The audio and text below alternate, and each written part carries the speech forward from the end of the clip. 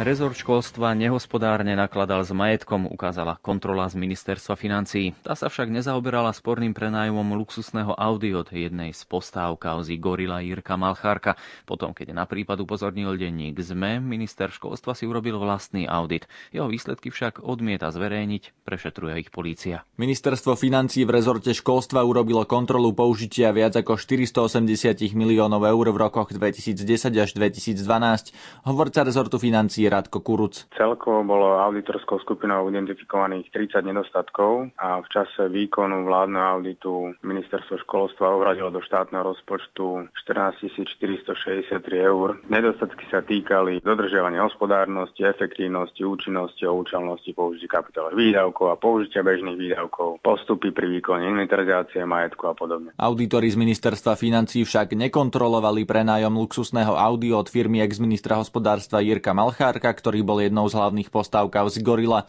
Toto si minister školstva Dušan Čaplovič nechal skontrolovať vlastnou kontrolou a hoci za hospodárenie s autami na ministerstve nechal prepustiť zamestnancov, o výsledku auditu rezort školstva mlčí.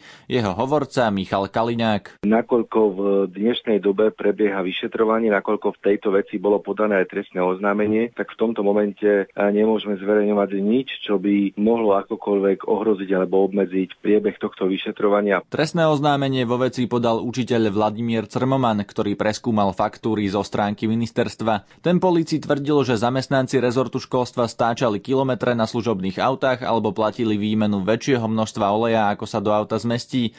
Zo stavu tachometrov podľa neho napríklad vyplynulo, že jedno služobné auto by muselo prejsť denne priemerne 830 kilometrov. Jednoznačne tam teda podozrenie na predražené opravy a na nejakú manipuláciu s benzínom a obohacovanie sa. Podľa našich informácií sa policajný vyšetrovateľ stretol so zástupcami ministerstva a prišli napríklad na to, že rezort zbytočne kúpil úplne nekompatibilné súčiastky a nesedeli ani niektoré technické parametre aut.